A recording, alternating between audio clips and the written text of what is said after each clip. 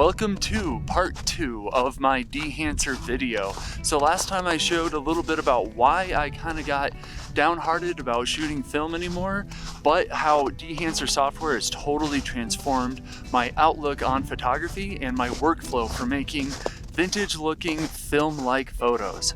So this is the photo we're going to edit today. And this is the photo after all of our edits are finished. So now we're gonna hop into that Dehancer software to check out how we made this photo.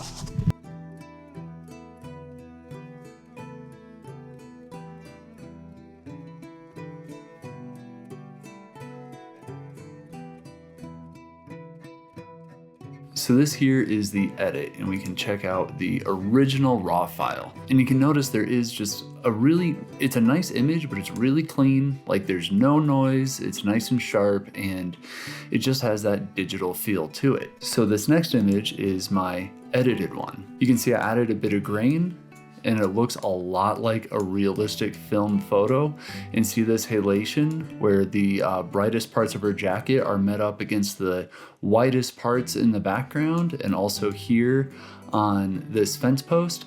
Now notice that it's not just a fringing around the highlights, because the software does a really good job at making sure that it doesn't show this halation effect in an unnatural way.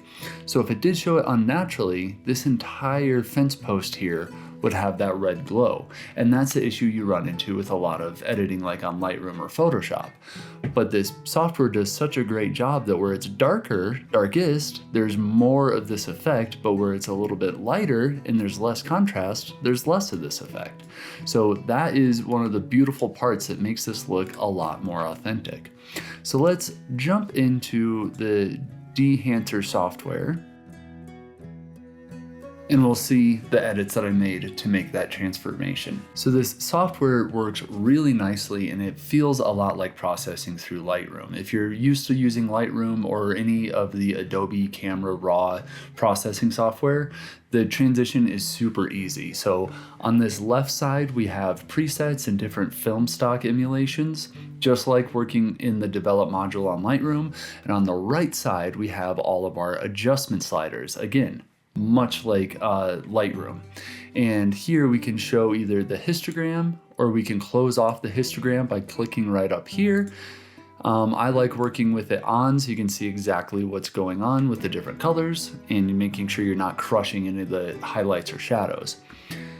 Under the presets, and this is really nice, it saves your last edits. So this is the image with the edits I made, and right here is the original. It's also really nice because you can download presets and you can save your own in a really clean way. So I have different ones that I've made saved here, and you can see I definitely went through a little bit of a learning process before I dialed in my technique, but I really like how this one looks. It has that grain, it has that kind of washed out old-timey feeling.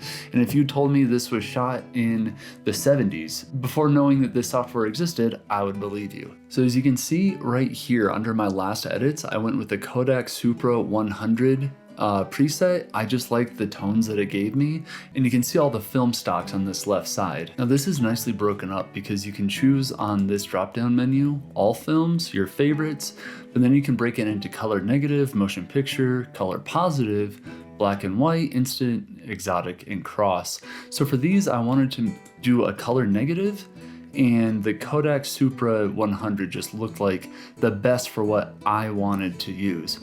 So if you can tell in this little preview, it does look a bit different from what I ended up with.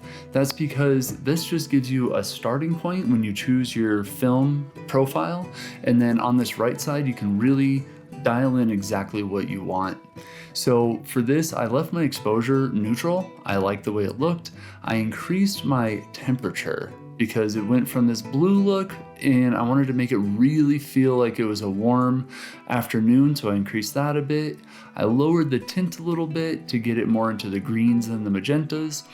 And the defringe, now this is a lot like the defringe that you'll get in Lightroom. It's meant to remove chromatic aberration. This is important because sometimes if you do the halation and the chromatic aberration is still there, they don't really work well together because you'll get like a purple and then a red, and it's just kind of weird. So leave that defringe on to the standard level here.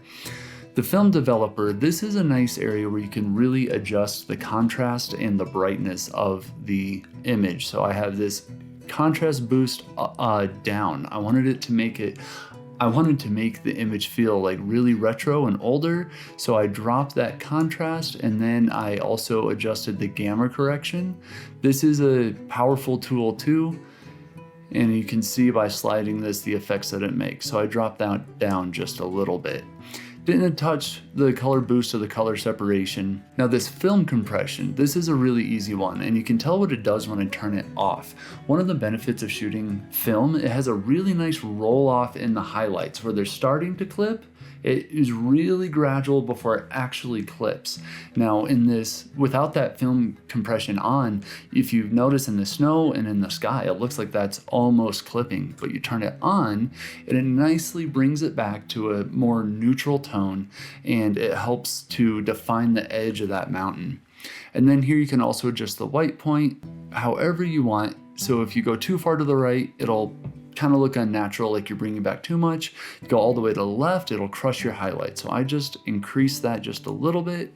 And also here with the color density, you can choose how bright, I guess, you want your highlights to be. So I dropped it down a little bit. I like that warm color, but I didn't want it to look too yellow. As far as expand, you can drop the black and white point here. You can see the difference these adjustments made. Again, I wanted to decrease some of the contrast in the image to give it that older feeling. So I did that there. As far as the print goes, this is just different paper ideas for when you're printing it on like in a larger in the darkroom. I left it with the Kodak. It was the one that it was stock with, and I didn't feel like changing it. Now for the color head here, I just made it a little bit more magenta. I think I got carried away up top, so I wanted to bring back a little bit of that warmer pinkish feel. Now the film grain is when this software really does a nice job of emulating real film. You can adjust the size of the crystals, the amount of it that you want. You can adjust if you want it in the shadows, the midtones. I didn't want it in the highlights, so I made sure to drop this slider down.